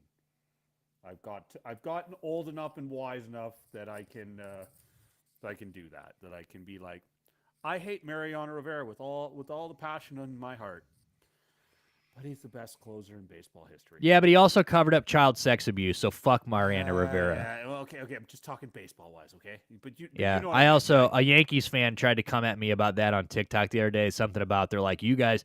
His profile picture's got a Yankees hat on. He's tried to come at me about Deshaun. I was like, bitch, you got way bigger problems. You know what I'm saying? Like, my shit's in the past, and you can't even prove that. Your boy and his fat wife right here hiding fucking sexual abuse of a child, bub. You should fucking look in the mirror. They should do what they did to Joe Pod. They should take like half of his goddamn saves away. That's what they should do. Just fucking eliminate him from the record books. Mariana who? You mean Emmanuel Clase? That guy? The best closer of all time? Shit. He ain't hiding child sex abuse. Front office, what do you think? What do you think about GOAT debate? It's over? No, straight up, I don't think it's completely over because there's a world where the Chiefs start going on another run. They take 1, maybe 2 more, or maybe they take 2 of 3 the next 3 years. I think it's unlikely. Okay, I think it's maybe a 5% chance or some shit. Like extremely small chance. But to say that the GOAT debate is completely over, it's probably not true. Because if I was going to succeed that, I would have to say that Michael Jordan is the best of all time and LeBron can't be it, right? Because LeBron has had bad performances in the finals. But even with the Jordan's undefeated. Like, Brady's never been undefeated in the finals. Agreed. Like 100%. It's just you're running down the same line, though. You know what I'm saying? Like, for sure. I mean, okay. So let's go. So Mahomes. Before we move on, I know I keep moving on. So Mahomes. I still think that Brady is the GOAT. Like, let me for sure. say that But fourth and foremost. I'm just asking. So Mahomes, he's got 5 3 now. He's been to 5. He's got 3. Right. He's lost to the Eagles and he lost to Brady. Yes. Right? Was it Brady that beat him? Yep. Okay. So he's been to 5. He's won 3. Brady went to 9 and won 6. So he would, and he's still only 28, 20. Yeah, I mean, so yeah, I that's what I mean.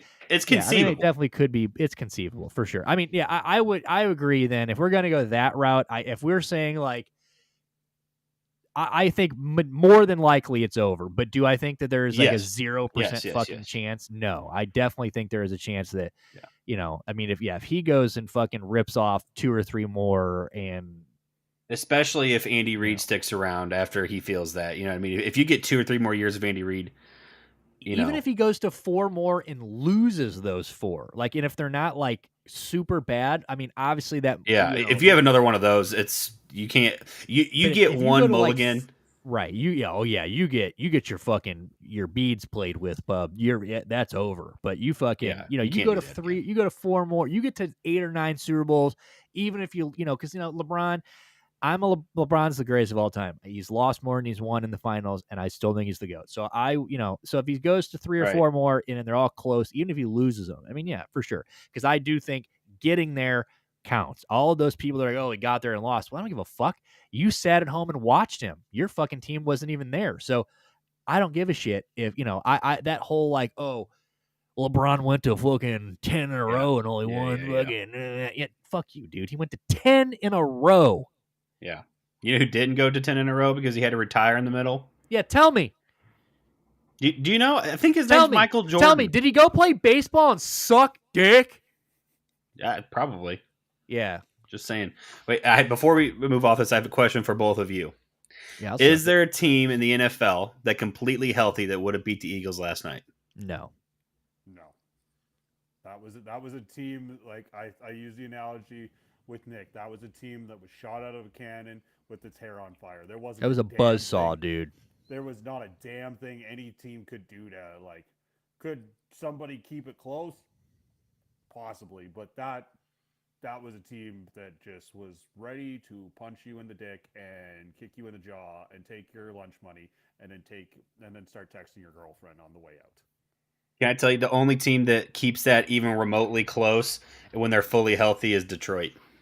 Maybe the Ravens. Strong maybe to the Ravens. Yeah, I think if the maybe. Bills go to that game, I think they get fucking boat raced. Yeah, I do. I just The don't pressure- think. Well, we had the conversation earlier about whether you would take Lamar or I think that the conversation is before or not, but I think now the conversation of would you take Lamar or Jalen Hurts, that's a real conversation. Like to start a team. Like I think Lamar probably the better that's player, tough. but That's tough. Jalen Hurts is a winner, dude. Like that's a win. That's That guy tough, is dude. a That's that guy is hard. a That's hard. winner. Like I don't know. I think Lamar is a better player probably, but Lamar's lows are definitely lower than Jalen, and Jalen, that's a guy that even when he finds doesn't a way have to his win, best dude. games, he finds ways to win, and that guy is just like I said before. Everybody who loses a Super Bowl goes on and does we're gonna take what we learned from this one and take it to the next one and that fucking just word salad bullshit. Jalen Hurts is one of like those few humans that like when he talks, and I know a lot of people think he's corny and everything he says is motivational, but like you believe it. Like you believe when he says that, and then he just sits there with a straight face and he's like, no, like, yeah, my lock screen is still me losing the last Super Bowl. I'm going to take everything I have. That won't happen to me again, type thing. Like I truly believe that. And like, I just don't think there was anybody on earth that was going to walk into that game, especially last night, and beat him.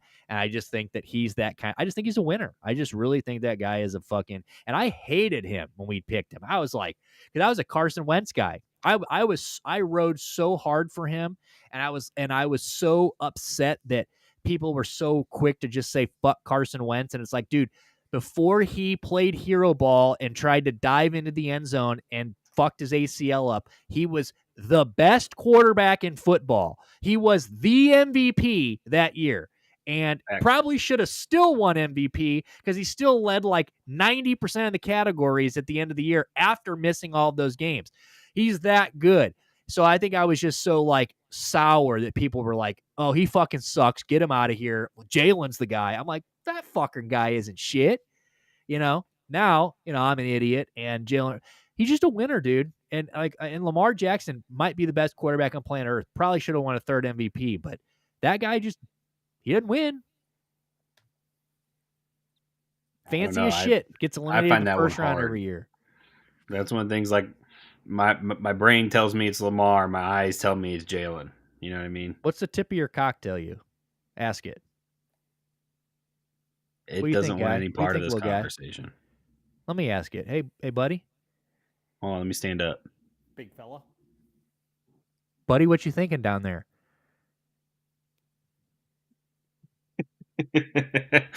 Jalen, yeah. Yeah, no, I know. Best quarterback, but you want to win. We are winners over here.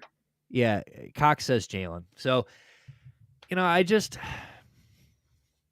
That was nasty. Nobody was going to beat him last night. All right, Super Bowl halftime show. I'll let you start because we've waited for you to do this, and you're the Kenny guy. I'm so sorry. No, you're fine. I mean, he started talking about 30 minutes ago. I go, shut the fuck up. Shut the fuck up. I think as far... Okay. Was it the best Super Bowl halftime show I've ever seen? No. I don't think it was the best I've ever seen. As far as like holistic performances, set list, the performance, the setup, the design, all of that, choreography. That's the word I was looking for. I don't think it was the best, but I think it deserves an A average across the board. And I think for a lot of Americans, it felt like that performance was talking to them. I would count myself among that. The symbolism was unmatched. There is nobody that goes into deeper on their performances than Kendrick Lamar. I don't care. The Weeknd, I'm sorry, you had very nice ones and very deep, meaningful ones as well, but you're not K Dot. And I have some regrets as far as what the set list was. It was a little too new for me. I would have liked some Section 80, Good Kid, Mad City. Overly I didn't satisfied. realize that set list leaked earlier this week too. I'm glad I didn't see that. But yeah, I did not see that either. But as far as like the message goes and what he was doing and how he did it, in particular, he was easily the right rapper to have do that show because he was technically great. Sounded fantastic. The mic was a little off, but you could tell that he was passionate. Changed big parts of songs in a good way. I think dude, not so just my straight sister from the was track. like, he didn't sound very good. I'm like, dude, that's because he His didn't have actual a performance. backtrack. He's Yeah. rapping. Like that is what that is what you want. SZA, Yeah. she wasn't singing. Oh for my shit. God. Oh Her mic wasn't even on. yeah. I mean, and they had a backtrack for him in some parts. It sounded Yeah, like choruses and stuff. but you could tell that he was actually rapping those lyrics. I love that shit, dude. I do too. That gets and me he sounded fucking great. pumping when rappers do sounded that great. shit. But yeah, the message I think jived with a lot of Americans, and I don't know, just like the rest of the football game, haven't had that much fun watching it in a long time. Yeah, I thought it was good. I mean, like I said, I set list was whatever. I do wish I'm glad I didn't see it. I think it's my academics. Academics gonna get fucking sued. I think he's saying the NFL is trying to sue him right now or whatever because he leaked it like earlier this week, and then his whole thing was, well, I tried to leak it so he would change it. I was trying to save you guys from this shitty ass set list, whatever. Blah, blah, blah. But well, it wasn't shitty. It just wasn't great. It sucks. It was a C. I wish we would have gotten J-Rock or Absol or somebody. I wish we would have gotten somebody like that. That would have been cool. Yep. I can't believe we didn't get Money Trees or just certain things. Like I'm surprised we didn't get Good Kid, Mad City stuff, but I'm surprised we got Euphoria on there. I think I would have maybe taken Euphoria out. Like I heard a lot of people talking this week about like they didn't think that Kendrick should do the diss tracks because it's like a moment, maybe do his own shit, but he had to do Not Like Us obviously, and maybe leave Euphoria, but Euphoria was still cool. I mean, like I said, I still liked it all, and I thought it was good. Like I said, the performance was good. I watched it again when I got home from work today just to like watch it a second time, just to like, because I'm like all I saw was the first time. I had so much going on.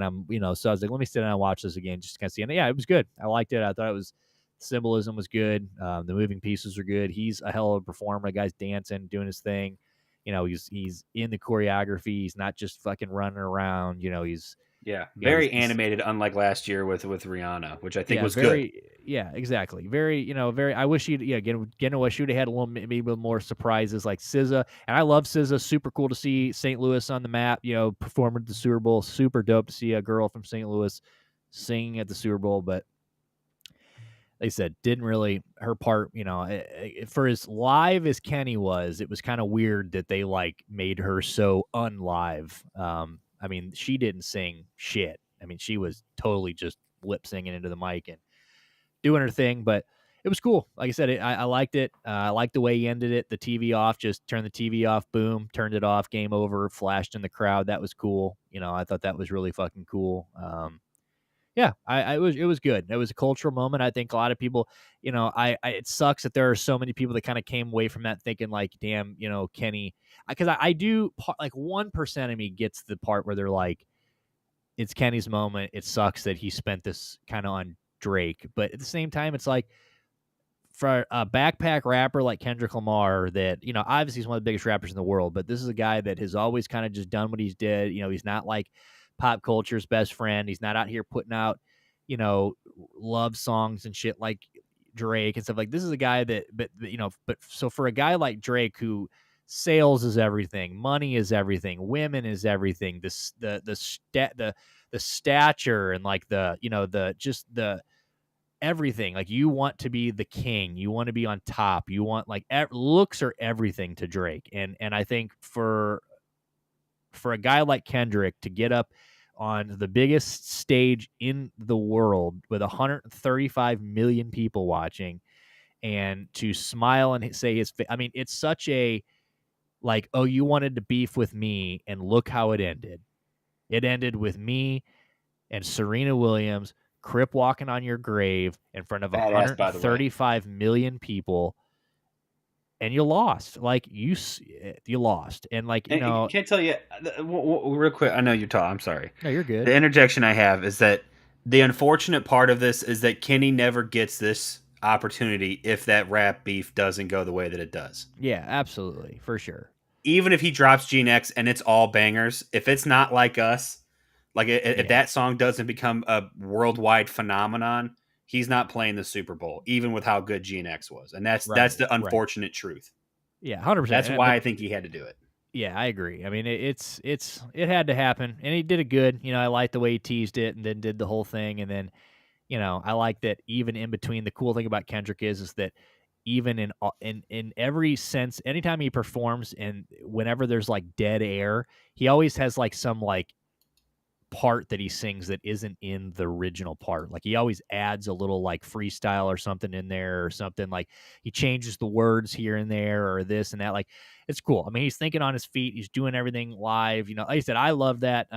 I assume that if my sister's thinking that, then I would assume a lot of the younger generation probably didn't like that he didn't have a backing track. But look, for as many years that guys my age and, you know, all three of us age have been watching guys not sing live, like it is so nice to see a guy just go up there and fucking do that, and it was so refreshing. He's performing, he's doing his thing. I mean, it's sick. So to me, I said it last night, I'd give it like a B, flat B, probably set list, but yeah, A+ performance. It was good. Samuel Jackson was cool. I do think if I'm Serena Williams' husband, you got to divorce her. You got to get rid of her. You got to. Dude, holy shit. That's crazy. Did anybody know that she was dimed out like that? Like that? No. Well, yes. I've been a big Serena fan for a while, but listen, like I knew, but like that was like I don't know. She's got a white. I think. Well, it's so funny because like it's ironic that she crip walks all over the place because Crips killed her mom. Pretty sure. So, or somebody, her sister. I think they killed her sister, not mom, stepsister. But she's married to a white guy. And she's like, you know, and she's like if I'd be pissed if my wife was like going to dance on her ex-boyfriend's grave in front of 100 million people. That'd probably piss me off. But super sick because I'm not her boyfriend or husband. So it was super cool to see her crip walking in blue. I thought that was sick as fuck. When I saw that, I'm like, oh, let's go. Like Serena crip walking on Drake's grave at the Super Bowl. Yes. With Samuel Jackson playing Uncle Samuel Sam. Jackson, let's fucking go, dude. It was sick. And I agree that SZA might have been the weak performance, but I still like. I mean, I think she did fine. Yeah. She looked sexy. It worked. She killed it, man. Hell yeah. Dale, I feel like we've been hogging Dale. Like, what was the Canadian point of view?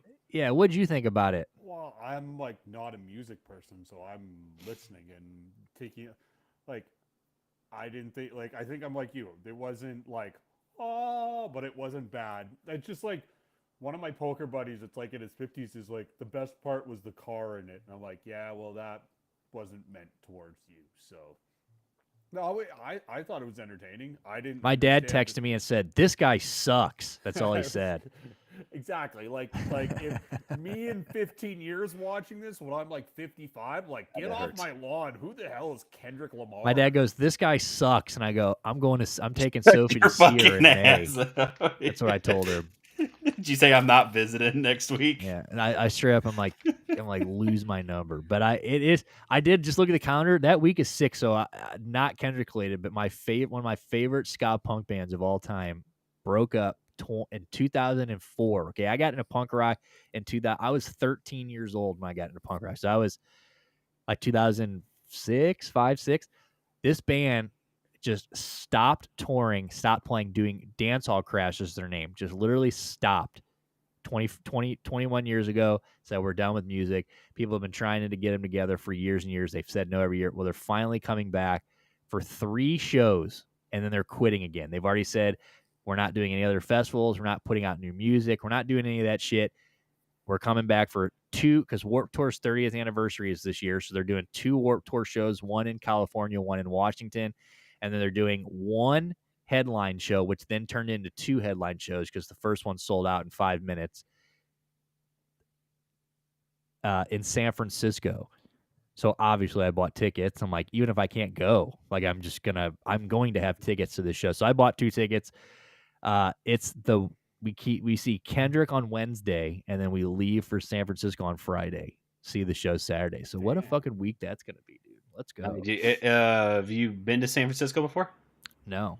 Oh, okay. I didn't. A lot of You've gays, been a to lot of Cali drugs, though, dude, right? Yes, but you've been to Cali before, I know. Yeah, I went to LA for 24 hours okay, and just LA. got blackout drunk from the moment I got there to the moment I had to hold myself up getting on the plane. Like it was a bad situation. It was 24 hours of just blackout drunkenness. But yeah, I don't really remember much of California. Okay.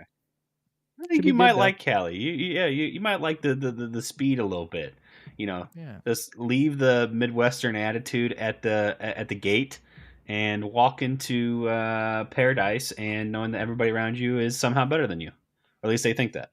Oh, Yeah, I'm just gonna shake my dick at everybody. By the way, this SOU piece of shit team, they just lost by 1, so fuck them. Don't ever bet on them again. Boston won. Baylor is down 10, so they're on the cusp. Porzingis was just under, by the way. I didn't mean to cut you off, but nice. we've been watching Porzingis. Porzingis, I think, had like 29 total. We went from under 30 and a half. So I love that. Let me see real quick. Hold on. It was Southern that you were talking about, and the old marching bands in the pregame. That was from the 28, University of 27. Southern. Oh, Yeah, by he the way, had 9, 10, 11. So he had 28. Yeah, we needed under 30 and a half. Let's fucking go. All right. Well, before we got about 15 minutes. We got about 17 minutes. So let's we got Luka about to kick off here any minute, so that should be good. We're gonna I'm updating this box score like crazy just to see when it's gonna kick off, but it's not kicked off yet. So we got Luka, who is about to make his debut as a Laker. I want to talk about the Mark Williams thing really quick. So Mark Williams over the weekend, big trade for the Lakers. Obviously, they go out and get Luka. Then they go out, they're left without a center. Anthony Davis goes to the Mavericks. So they go out and they get Mark Williams, young guy, 23 years old, from the Charlotte Hornets. I told Dale the day they got him, he's missed more games than he's played in his NFL or his NBA career. He's got a lot of health issues. But if he can get his shit right, this guy's an absolute beast. I mean, the guy has got a lot of fucking growth, a lot of room to grow. He's just an absolute, I mean, the guy is built like a brick shit house. He's a beast. Well, Saturday or Sunday, I believe it was Saturday, trade rescinded. Failed all of his physicals with the Lakers. Apparently they hid, they were like really fucking, where's the tweet? I had somebody was saying for them to get rid of this, but there was apparently things in the trade that they didn't tell. I think there were things they just didn't tell the Lakers, which would make sense on why they approached the Lakers for this trade. I think everybody after this trade was kind of like, what a weird trade. Why were they willing to give this guy up? But fails all his physicals, everybody go back to their same team. So Dalton Knecht, all them boys are coming back. Mark goes back to Charlotte, and I'm trying to find the Ramona Shelburne. That's why I'm all over the place, because Ramona Shelburne tweeted something about you don't just trade. Like they wanted this guy to be like they were, I don't know, something like some insight on it about like they really thought he was going to be the center for the next so many, 5-10 years type thing. But what's it say? We fully vetted his health stuff by Dr. Leroy. So anyway, so what do you guys think about this? I mean, let me try to find this. So what do you guys, while I'm looking for this, what do you guys think about this? Do you guys think this is this is a pretty big blow to the Lakers. I mean, they lose Anthony Davis, who, side note, goes to the Mavericks, absolutely goes off in his first game and then just blows a nut or something. I don't know, adductor, root cuff or something, out indefinitely. So this leaves them with a hole. Now they lose their center. The buyout market really hasn't shaped up too much yet. So, what do you guys think about this? Do you know what do you think, and what do you think the Lakers should do to address the hole? It's just an awful break if you're a Lakers fan. Like, you think you're going to get a piece that's going to help you, and now you have a big 7-foot glaring hole that you've got to somehow figure. And the buyout market is going to be, you're buying broken pieces, right? So it really hurts them short term.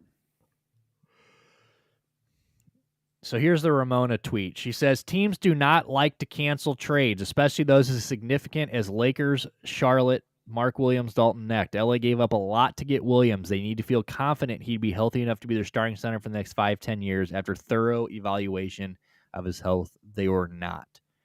So it's funny because apparently when he got traded, he already had a back issue, is what it was. He had a bad lower back. And now it turns out that this was not even back related. This was a totally different issue. So this guy is, pretty fucking beat up, it sounds like. Lakers said, it says, physical showed multiple issues. It was not failed due to his back. Williams played. So he's only played in 85 out of a possible 212 games in his career. So he's only played 40% of his career in 2.5 seasons in the NBA. Rod Plinka says, we fully vetted his health stuff, led by Dr. Chris Jones at UCLA Health. Dr. Leroy Sims on our team he said no surgeries. These are just parts of he's still growing into his body. We vetted the injuries had, and we're not concerned about those. We will have a chance to have a physical and continue to do a deep dive and make sure that what we've talked about and seen in the electronic medical records. So we'll still have to step in the process of doing a full physical before the trade comes official. So it sounds like after another team aggressively pursued Mark, we had made the difficult decision to move him.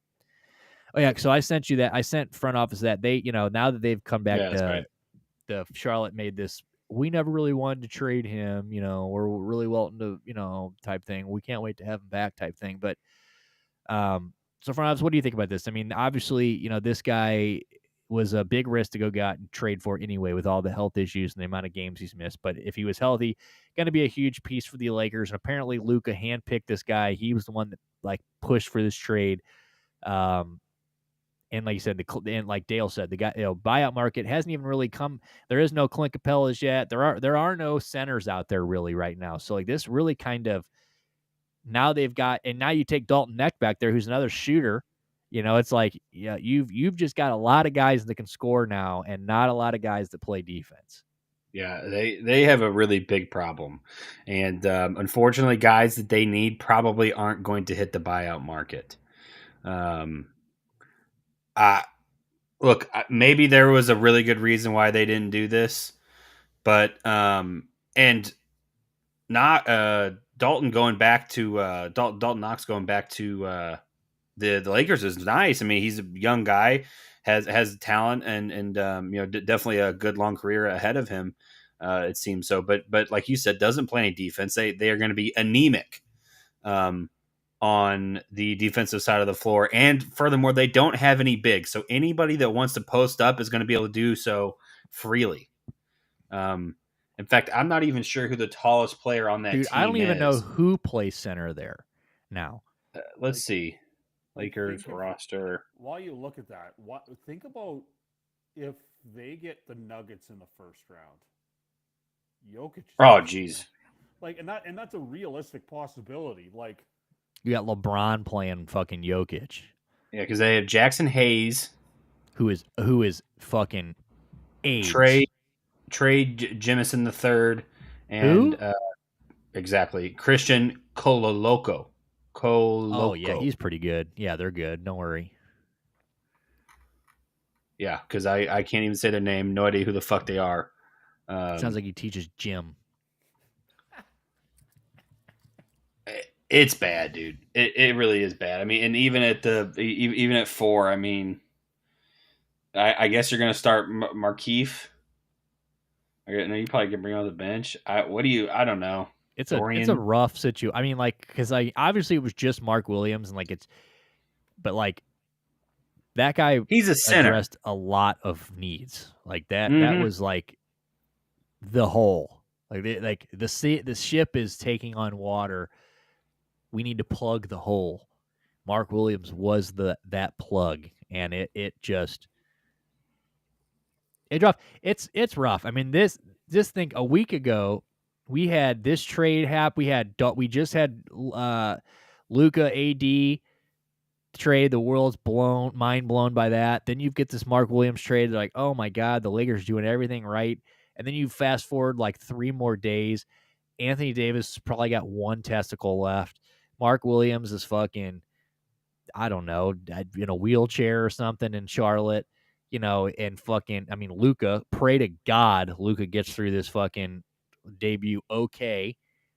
Which I don't know. Did a bomb hit the Lakers stadium or something? Because this game was supposed to kick off at 8:30. It is 8 or at 7:30. No, 9:30. It is 10 o'clock basically Eastern time. So I don't know what the That's fuck funny they're 'cause doing. I see them starting at 10:30. It's a 10:30 Eastern start. I just got it up on. Yeah. So yeah, well, 10:30 Eastern. So it's 9:30 p. Yeah. Well, this is So wow, it should be 9:30 starting in half 30 hour. minutes. Okay. Wow. Yeah. Okay. Wow. Okay. So never mind. So I'm reading that wrong. Okay. Cool. So we You might good. actually so we're gonna get to watch all that. Okay.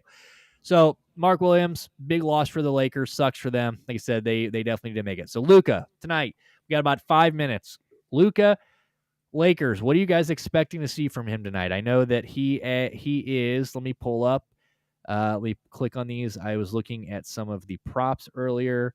There are him and a lot of people think him and LeBron are going to ball tonight. I know that. Let me get to the props. Where are the proppies? Proppies. Yeah, Proppies. Hello, proppies. There they are.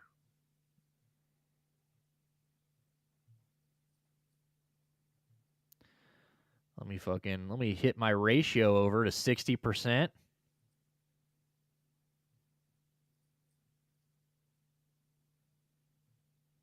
Oh, fucko. I want to see the Lakers props. Here we go. Nobody cares about Boom. Utah. All right. Game props. First score. No. Wait, do they not have points? Here we go. Luka. So they got Luka at 26.5 tonight.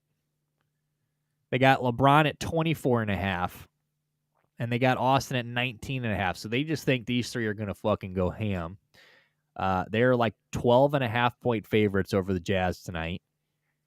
Do you think this is going to be an Anthony Davis type thing where it was very clear that from the moment Anthony Davis stepped out on the court with the Mavericks, they wanted to put on a show. They wanted him to dog whoever they're Houston. They wanted him to do everything. They wanted Anthony Davis on full display immediately. Now, obviously, that a little more concern on the Mavericks' part. They need to, they're trying to get the fans to buy into this trade, so they need Anthony Davis to look great right away. Then he gets hurt. But do you think that we're going to do you think that's what we're going to see tonight? You think we're going to see Luka hit the ground running with the Lakers? You think he's going to come out in this game firing? He's been off for a minute with the injury. He's probably rested up. Is going to come in firing, or do you think we're going to see a little bit more of a easing in period with Luka, and LeBron's still going to look for LeBron to be the leading scorer with Luka kind of taking a back seat tonight? We'll go with you, front office. Let you start first. Dale's been going first quite a bit. Yeah, thank God. I'm tired of the Canadian going first. Yeah, sorry, Dale. Luka's going to be playing point, right? 100%. Yes. And typically point guards need an adjustment period when they get traded to a team. That's not a position that you slot in and automatically are the same player first night. You know what I'm saying? We saw DeAndre Hunter tonight fill in for the Cav, or first game as a Cav, look very good. But his role is defined. He knew what he was going to do coming here. When you have to be a shot creator, when you have to move the ball around, when you have to, rely on getting assists as well as buckets, that can be a little bit more difficult. I would expect Luka to be, there's always a chance that he's red hot, right? And it doesn't matter. Like, this conversation does not matter, and he's just hitting everything and fuck it. But I think more than likely you see a inefficient Luka that puts up a 30 spot, maybe 4 or 5 assists, but it looks like he's doing it himself for himself in these first couple games. I also think having LeBron out there, historically people don't go to play with LeBron very well that first couple games, is an adjustment having a guy like that on the floor, because you've never had something like that, no matter where you played at. But it's going to get worked out. I have no doubt that those two are going to work good together. It's going to be interesting to see how the defensive side of the court goes. They're playing Utah, right? Utah. So, Utah is fine, but it's not exactly a team that I'm scared of their scoring potential. I mean, Laurie's nice, Walker Kessler's nice, but it's a defensive oriented team that gets it done in the paint and with gritty plays. That's, at least to me, that's the identity of the team. Colin Sexton's there, you know what I'm saying? But they don't have anybody in the high 20s, averaging points. They're a well-rounded team, and they're good. So this is a legitimate test. Can the Lakers stop anything? That's the question. Jazz, probably, yeah. But overall, I don't know. Can they, though? I mean, because I would expect them to be able to, but they have their defensive anchor is gone, and they don't have anybody near that. If Anthony Davis is in this lineup, the trade, right, and they've won. So I mean, I think that.